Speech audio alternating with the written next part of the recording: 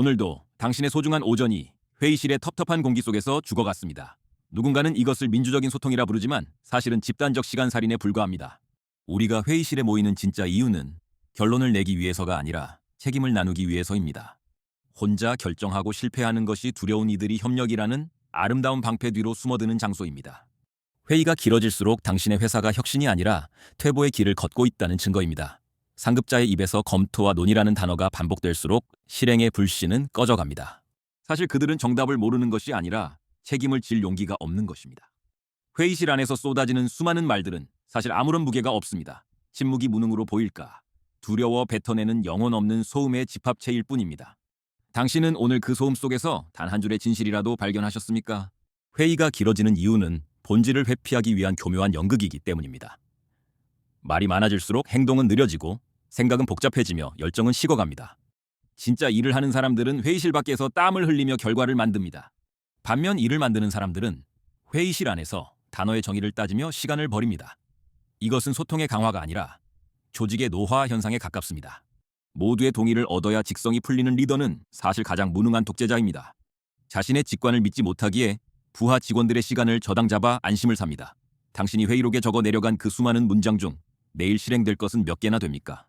대부분은 다음 회의에서 다시 검토될 운명에 처한 죽은 문장들입니다. 회의실에서의 열띤 토론은 종종 실무에서의 나태함을 정당화하는 수단이 됩니다. 우리는 오늘 충분히 논의했다는 착각 속에 빠져 진짜 성과를 낸 기분을 느낍니다. 하지만 회의실 문을 나서는 순간 당신의 손에 남은 것은 공허한 피로감뿐입니다. 조직이 커질수록 회의가 늘어나는 것은 관료주의라는 질병의 초기 증상입니다. 효율이라는 단어는 보고서 속에만 존재할 뿐 현실에서는 길을 잃고 헤맵니다.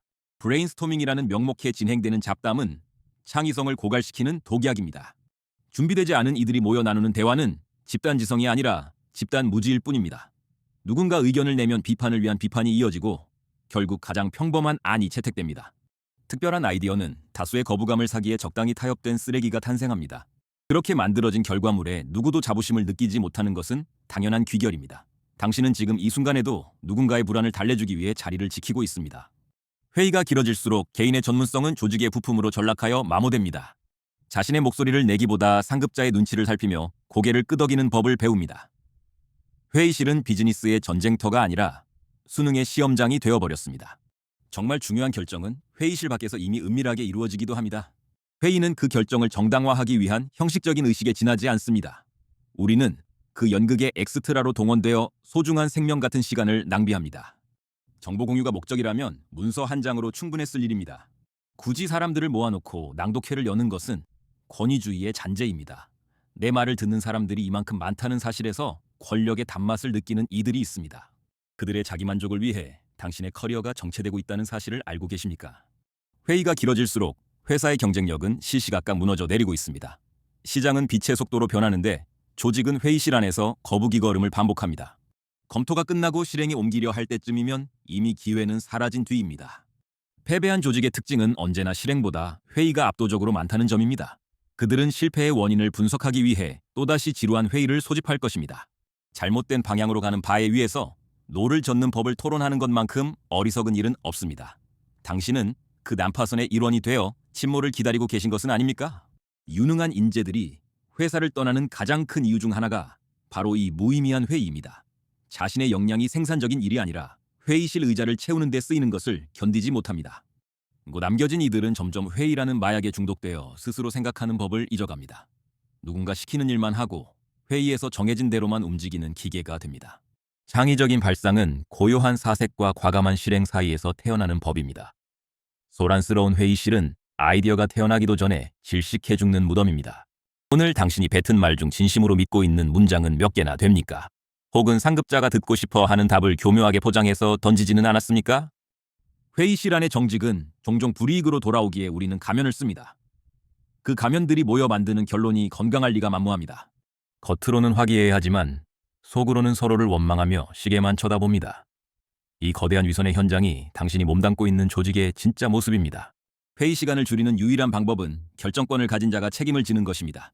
하지만 책임이라는 단어는 회의실 안에서 가장 깊이 되는 단어이기도 합니다. 우리는 책임지지 않기 위해 더 많은 자료를 요구하고 더 많은 회의를 예약합니다. 확신이 없을수록 회의의 횟수와 시간은 정비례하며 늘어납니다. 당신의 업무가 자꾸 늦어지는 것은 당신의 능력이 부족해서가 아닙니다. 불필요한 회의가 당신의 집중력을 조각내고 업무 흐름을 끊어놓기 때문입니다. 한 번 끊긴 몰입을 다시 회복하는 데는 생각보다 긴 시간이 필요합니다.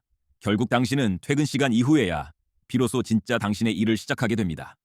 이것이 현대 직장인들이 겪는 야근의 가장 추악한 민낯입니다. 조직의 시스템이 개인의 삶을 갉아먹으며 유지되고 있는 셈입니다. 당신은 이 구조적인 폭력에 순응하며 무감각해지고 있지는 않습니까? 회의가 소득이 없는 이유는 이미 모두가 답을 알고 있기 때문인지도 모릅니다. 단지 그 답을 입 밖으로 내었을 때 감당해야 할 후폭풍이 두려울 뿐입니다. 진실을 말하는 자가 정을 맡는 문화 속에서 회의는 침묵의 경연장이 됩니다. 아무도 문제를 지적하지 않으니 문제는 해결되지 않고 시간만 흐릅니다. 내일의 회의도 오늘과 크게 다르지 않은 풍경일 것입니다. 똑같은 사람들이 모여 똑같은 고민을 하며 똑같은 한숨을 내쉴 것입니다. 당신은 언제까지 이 지루한 굴레 속에서 관객으로 남을 생각입니까? 당신의 가치는 회의실의 소음이 아니라 당신이 남긴 결과물에서 증명됩니다. 말만 앞서는 이들의 유혹에 빠져 당신의 시간을 헐값에 팔지 마십시오. 진정한 성취는 회의실 문을 박차고 나가 실행의 현장으로 뛰어들 때 시작됩니다. 긴 회의를 주도하는 자의 눈에는 열정이 보일지 모르나 당신의 눈에는 절망이 보여야 합니다. 그 절망을 동력 삼아 당신만의 길을 찾아야 할 때입니다. 조직의 관성이 당신의 미래를 결정하게 내버려 두지 마십시오. 무의미한 대화의 늪에서 빠져나와 당신의 시간을 온전히 당신의 것으로 만드십시오. 결론 없는 회의가 반복되는 곳에 당신의 자리는 없습니다. 오늘 당신이 보낸 그 지루한 시간이 당신의 인생에서 어떤 의미였는지 자문해 보십시오. 당신은 조직의 안위를 위해 당신의 영혼을 회의실에 저당 잡히셨습니까? 아니면 그 공허한 소음 속에서도 당신만의 진실을 지켜내셨습니까? 내일 아침 다시 회의실로 향하는 당신의 발걸음은 오늘보다 조금은 무거워야 마땅합니다. 그 무거움이 바로 당신이 변화해야 한다는 가장 정직한 신호이기 때문입니다. 당신은 내일도 그 죽어가는 시간의 목격자가 되기로 선택하셨습니까?